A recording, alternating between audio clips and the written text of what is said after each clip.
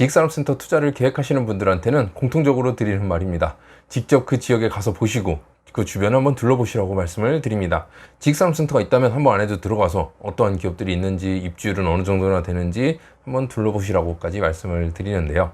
보고 오시면 여기는 뭐 공실이 많네요, 여기는 어떻게 입주율이 이렇게 높은가요, 뭐 여기는 어떤 기업들이 들어오나요, 뭐 이런 것들 많이들 질문을 합니다.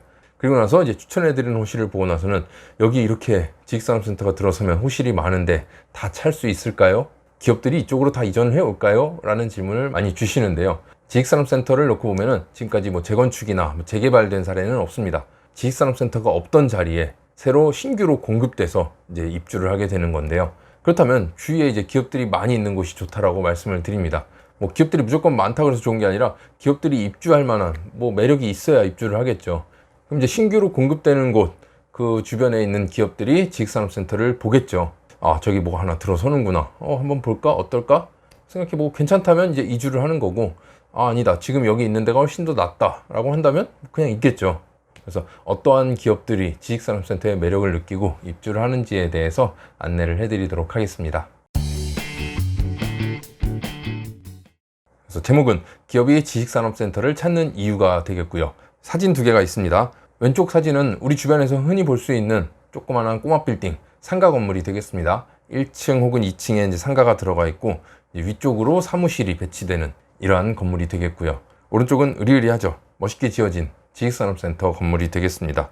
일단 요 건물 두 개만 놓고 봐도 내가 회사를 운영한다, 우리 회사가 어디에 있으면 좋을지 물어보면 아마 답이 쉽게 나올 것 같습니다. 건물 외관부터도 차이가 크죠. 그래서 이유를 찾아보면 첫 번째, 쾌적한 업무 공간과 깔끔한 관리입니다. 보시면 이런 상가 건물들 보면은 10년, 20년 된 건물들이 대부분입니다. 물론 중간에 뭐 리모델링 하는 경우도 있고 뭐 신축으로 들어가는 경우도 있긴 한데 그건 이제 특별한 케이스가 되겠고, 보통 사무실로 사용하는 건물들을 보면은 이제 노후화된 건물들이 굉장히 많습니다. 건물의 외관뿐만 아니라 내부도 굉장히 낡은 것들이 많죠. 하지만 내부는 보통 임대인들이 신경 쓰지 않는 경우가 대부분입니다. 아파트나 뭐 오피스텔, 주거용 같은 경우는 뭐 도배, 바닥, 뭐 타일 뭐 이런 것들을 새로 하는 경우가 있는데, 상가 사무실로 사용하는 건물들은 임대인들이 뭐 신경 써주는 게 없죠. 알아서 너네 사용하고 싶은 대로 입맛대로 인테리어에서 사용해라, 대신 나갈 때 원상복구해라, 이런 게 대부분이죠. 내가 비싼 월세를 내면서 남의 건물에 내부의 인테리어를 또 싹 바꿔야 되나, 이런 것들도 굉장히 큰 고민일 겁니다. 관리 부분도 놓고 보면은 규모가 좀 큰 건물들은, 대형 건물들은 이제 관리인이 있고 전문 관리 업체에서 맡아서 해주는 경우가 많습니다. 하지만 대부분의 이런 중소형 건물들은 뭐 특별한 관리가 없습니다. 청소 업체에서 뭐 주 1, 2회 정도 다녀가는 게 전부, 아니면 뭐 주차를 관리하시는 뭐 관리소장님이 있기도 하고요. 이거 외에는 건물에 대한 특별한 관리가 없다라는 게 단점이죠.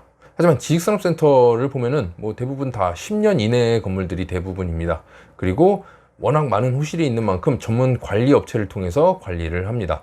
그래서 건물의 내외관 관리가 일반 이런 상가 건물보다는 좀 더 철저하게 이루어진다는 점, 좀 더 쾌적한 업무 환경을 유지할 수 있다는 점, 이 부분이 장점이 되겠고요. 다음은 다양한 상가와 편의시설이 있다는 겁니다. 상가는 우리도 있다, 뭐 꼬마 빌딩 얘기할 수 있겠죠. 우리도 밑에는 식당이 있고 뭐 편의점이 있고 주변에 먹을 때 굉장히 많다 라고 얘기할 수 있습니다. 네, 맞죠. 기존에 있는 상가 건물들 보면은 아래에 뭐 음식점이 있는 경우가 대부분입니다. 지식산업센터의 상가는 단순히 식당만 있는 게 아니라 정말 다양한 업종들이 들어옵니다. 뭐 식당은 당연히 있을 거고요. 뭐 은행이 있는 경우도 있고, 뭐 편의점, 카페, 문구점, 병원, 규모가 큰 곳은 극장이 들어서기도 합니다. 다양한 상가들이 있고요. 그리고 최근 이제 공급되는 곳들을 보면은 편의시설도 잘 갖춰진다라는 점입니다. 내가 사용하는 사무실 외에 공용으로 사용하는 부분이 굉장히 잘 들어갑니다. 휴게실도 있을 수 있고요. 뭐 세미나실, 공용 회의실, 그리고 넓은 로비 공간을 활용하는 경우도 있고요. 이렇게 다양하게 편의시설이 들어갑니다. 그리고 주차 공간, 가장 크게 와닿는 부분이지 않을까 싶은데요. 이런 꼬마 빌딩의 경우 주차 공간이 굉장히 부족합니다. 그래서 뭐 대표자만 차를 댈 수 있고, 뭐 거래처에 누가 와도 차를 대기 힘든 경우가 많죠. 아니면 골목골목에 주차하고 와야 되는 경우도 있고요. 이렇게 주차가 굉장히 불편한데, 지식산업센터는 일단 주차 공간이 굉장히 많습니다. 무료 주차를 놓고 보면은 뭐 대표자 1인은 무료 주차, 뭐 추가 주차는 비용이 발생할 수는 있겠으나, 다른 뭐 거래처에서 외부 손님이 오더라도 주차는 가능합니다. 뭐 유료일지언정 주차는 할 수 있다. 편하게 주차하고 뭐 미팅을 할 수 있다라는 점, 업무를 볼 수 있다라는 점, 이 부분이 큰 장점이 되겠습니다. 그래서 지금까지 말씀드린 쾌적한 업무 공간, 깔끔한 관리, 다양한 상가와 편의시설, 그리고 주차 공간, 이 모두 기업 이미지에 해당되는 부분이죠. 우리 회사는 이런 건물에 입점해 있다, 이런 건물을 사용하고 있다, 기업 이미지에도 굉장히 도움이 되는 부분일 거라 생각을 합니다. 그리고 다음은 세제 혜택과 금융 혜택입니다. 지식산업센터에 입주해서 실사용하는 기업에는 취득세, 재산세, 법인세 등 여러 가지 세제 혜택이 있습니다. 금융 혜택을 보면은 실입주 기업은 90% 이상, 95%까지도 대출이 되기도 합니다. 아무래도 지식산업센터가 기업 활성화를 위한 부동산인 만큼 입주하는 기업에는 이러한 혜택들이 적용이 됩니다. 그래서 지식산업센터를 분양받았을 때 한 달에 나가는 비용, 아니면 꼬마 빌딩에 한 달 임대로 살 경우에 나가는 비용, 실제 보면은 분양받았을 경우에는 이자 플러스 관리비가 나갑니다. 그리고 임대로 사용할 때는 월세 플러스 관리비가 나가는데요. 이 비용이 훨씬 더 크다라는 거죠. 월세 플러스 관리비. 실제 상가 건물, 일반 오피스 건물을 임대해 보신 분들은 알 겁니다. 월세 플러스 관리비인데 이 관리비가 정말 관리에 사용하는 돈이 아니라는 거죠. 월세의 또 다른 이름으로 이제 관리비를 협의를 하게 되는 겁니다. 실제 사무실 임대해 놓으시는 분들은 아무래도 이 월세 수익 부분이 세금 부분과 직결되는 부분이다 보니까 월세를 낮추고자 많이 노력을 하죠. 월세를 낮추고 대신 관리비를 높여서 이제 최종적으로 본인이 원하는 만큼의 수익을 내는 이제 그런 시스템으로 많이 하고 있습니다. 관리해 주는 것도 없는데 높은 관리비를 받는다. 실제 입주한 기업들을 보면은 다 같은 말을 합니다. 관리비는 그만큼 받아가는데 건물은 관리 하나도 안 해주고 도대체 왜 그렇게 받아가는 건지 이런 불만을 얘기하시는데, 일단 월세 관리비 굉장히 높게 책정이 됩니다. 실제 지식산업센터 이제 대출을 받아서 이자를 납부하는 경우 이자는 이자율이 낮게 적용이 되기 때문에 이자 비용이 월세보다는 훨씬 더 저렴할 겁니다. 그리고 지식산업센터의 관리비 규모에 따라서 차이는 있지만 평당 4,000원에서 6,000원 정도 계산을 하시면 되겠습니다. 물론 임대를 사용할 때 보증금과 분양 받았을 때 투입되는 자금의 차이는 조금 있을 수 있습니다. 투입 자금을 보면은 분양이 조금 더 높을 수 있겠는데 매달 나가는 고정 비용을 비교해 보면 지식산업센터가 훨씬 더 낫다라는 것이죠. 그리고 늘어나는 1인, 2인 기업들을 위해서 요즘 소형 사무실로 많이 배치를 하고 있습니다. 8평, 10평, 12평 이렇게 소형 사무실 위주로 많이 배치를 하고 있다는 게 특징이고, 최근 라이브 오피스라고 해서 업무도 보면서 이제 위에 다락을 이용해서 휴식도 취할 수 있는 공간, 이런 형태의 사무실이 나오기도 합니다.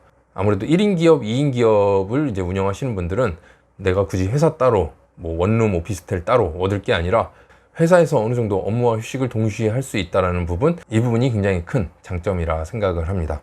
그래서 지금까지 기업이 지식산업센터를 찾는 이유에 대해서 안내를 해드렸습니다. 그래서 우리 주변에서 쉽게 볼 수 있는 상가 건물의 사무실, 그리고 지식산업센터를 비교해 봤습니다.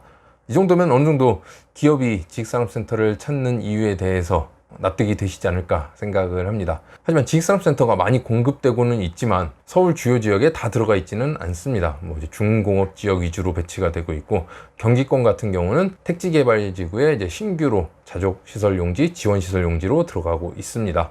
그리고 입주 업종에 제한이 있기 때문에 여러 가지 좋은 점이 있지만 모든 기업들이 다 입주할 수는 없다라는 거고, 그리고 아직 주변에 있는 기업들이 지식산업센터를 공장으로 생각하시는 분들이 많습니다. 본인이 입주가 가능한지 아닌지 모르시는 분들도 많은데요. 그래서 점차 이제 지식산업센터가 이제 알려지면서 더 많은 기업들이 앞으로 입주를 해오지 않을까, 그렇게 예상을 합니다. 이번 영상은 여기서 마치도록 하고요. 영상이 유익하셨다면 구독, 좋아요 부탁드립니다. 감사합니다.